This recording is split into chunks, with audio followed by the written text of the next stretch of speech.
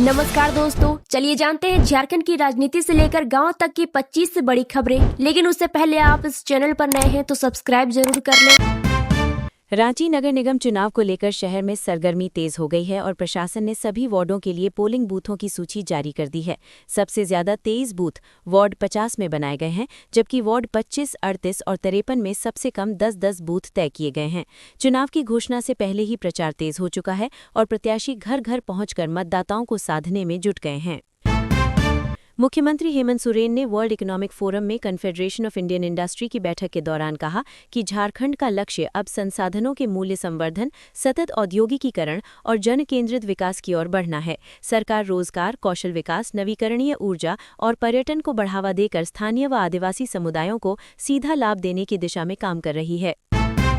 रांची में संतोष गंगवार से एनएसयूआई झारखंड के प्रतिनिधि मंडल ने मुलाकात कर ओबीसी छात्रवृत्ति की लंबित राशि और विश्वविद्यालयों की शैक्षणिक प्रशासनिक स्थिति से अवगत कराया। प्रतिनिधि मंडल ने बताया कि करीब 4.5 लाख छात्र भुगतान में देरी से प्रभावित हैं, जिससे फीस, परीक्षा और पढ़ाई पर असर पड़ रहा है।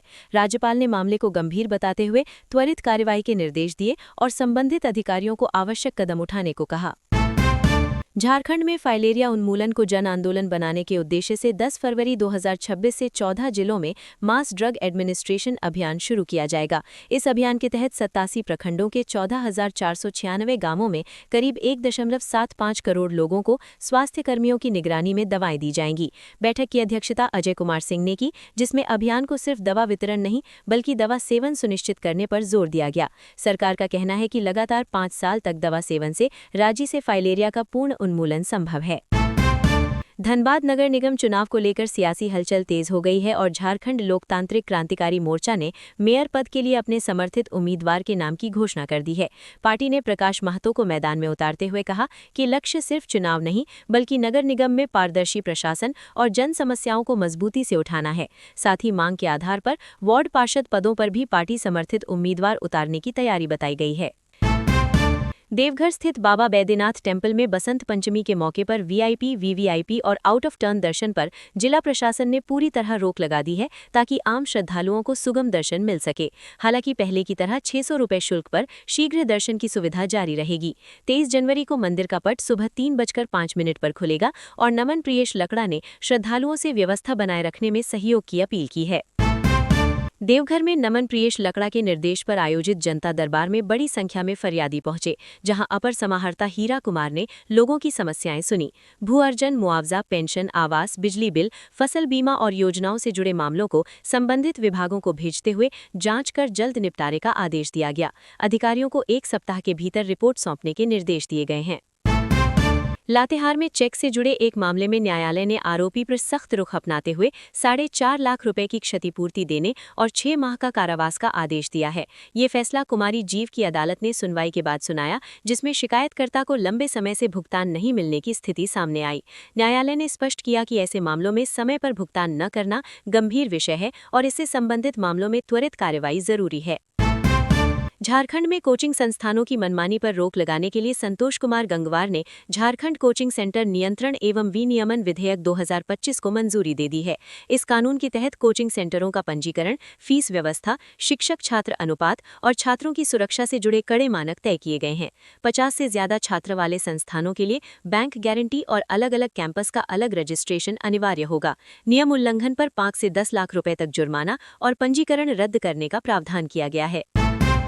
गढ़वा के चिनिया थाना क्षेत्र में जंगल के पास एक हाथी से जुड़ी घटना में बकरी चराने गई 60 वर्षीय महिला की मौत हो गई, जिससे इलाके में भय का माहौल है।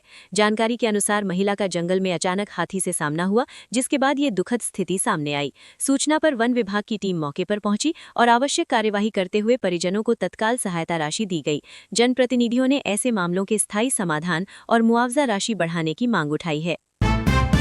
राजधानी रांची के धुरवा थाना क्षेत्र में एक जानवर से जुड़ी घटना के मामले में पुलिस ने त्वरित कदम उठाते हुए एक आरोपी को गिरफ्तार किया है और 2 किशोरों को निरुद्ध किया है। सोशल मीडिया पर वीडियो सामने आने के बाद पुलिस ने जांच शुरू की और शिकायत के आधार पर कार्यवाही की गई। रांची पुलिस का कहना है कि ऐसे मामलों में किसी भी तरह की क्रूरता बर्दाश्त नहीं की जाएगी और दोषियों पर सख्त कार्यवाही होगी। मामले में आगे की जांच जारी है।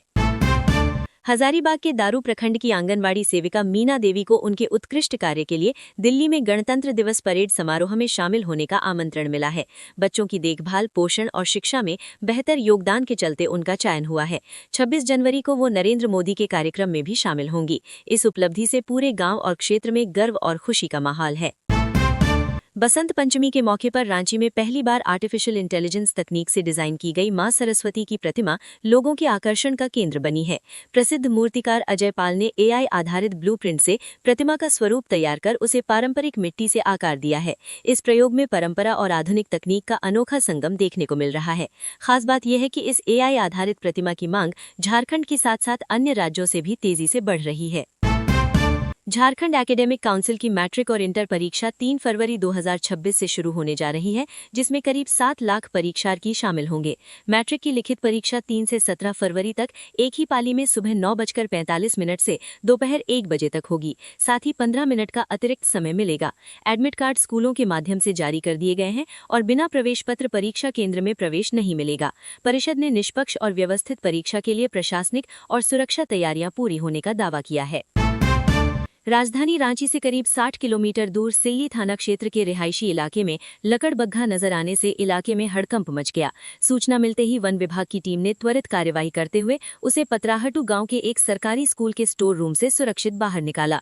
फॉरेस्ट डिपार्टमेंट झारखंड के अनुसार लकड़बग्घा पूरी तरह सुरक्षित है और उसे बिरसा मुंडा जूलॉजिकल पार्क में शिफ्ट कर दिया गया। राहत की बात यह रही कि इस स्थिति में किसी को कोई नुकसान नहीं हुआ। झारखंड के कई जिलों में तापमान बढ़ने से लोगों को कड़ाके की ठंड से राहत मिली है। पिछले 24 घंटों में न्यूनतम तापमान 3 से 5 डिग्री और अधिकतम तापमान 1 से 5 डिग्री तक बढ़ा है, जिससे दिन में हल्की गर्मी महसूस हो रही है। इंडिया मीटेरोलॉजिकल डिपार्टमेंट के अनुसार फिलहाल मौसम शुष्क रहेगा। 21 जनवरी तक सुबह हल्का कोहरा दिख सकता है और इसके बाद आसमान साफ होने की संभावना है। राजधानी रांची स्थित डॉक्टर श्यामा प्रसाद मुखर्जी यूनिवर्सिटी में 2 दिवसीय अंतर्राष्ट्रीय संगोष्ठी आयोजित हुई, जिसमें 23वीं सदी के हिंदी साहित्य की अभिव्यक्ति और आदिवासी जीवन संदर्भ पर चर्चा हुई। देश विदेश से आए विद्वानों और शोधार्थियों ने शोध पत्र प्रस्तुत कर साहित्य को सामाजिक यथार्थ से जोड़ने पर जोर दिया। कार्यक्रम में साहित्यकार राणेंद्र ने कहा कि ऐसे मंच हिंदी को वैश्विक पहचान दिलाने में अहम भूमिका निभाते हैं। रांची स्थित Rajendra institute of medical sciences की फार्मेसी में जरूरी दवाओं की कमी से मरीजों को भारी परेशानी का सामना करना पड़ रहा है। सर्दी, खांसी, ब्लड प्रेशर, डायबिटीज और एलर्जी जैसी सामान्य बीमारियों की दवाएं भी उपलब्ध नहीं हैं, जिससे गरीब मरीजों को बाहर से पैसे देकर दवा लेनी पड़ रही है। फार्मेसी इंचार्ज ने स्थिति में सुधार का दावा किया है, जबकि मेडिकल सुप्रिंटेंडेंट हितेंद्र बिरुआ ने कहा है कि दवाओं के लिए ऑर्डर दिए जा चुके हैं और जल्द आपूर्ति होगी। हजारीबाग के बड़का गांव प्रखंड के कोल परियोजना की प्रस्तावित जनसुनवाई के दौरान विरोध के बाद सियासी बयानबाजी तेज हो गई है। नेता प्रतिपक्ष बाबूलाल मरांडी ने आरोप लगाया कि जनसुनवाई के वक्त महिलाओं के साथ अप्रिय स्थिति बनी और पुलिस प्रशासन की भूमिका पर सवाल उठे।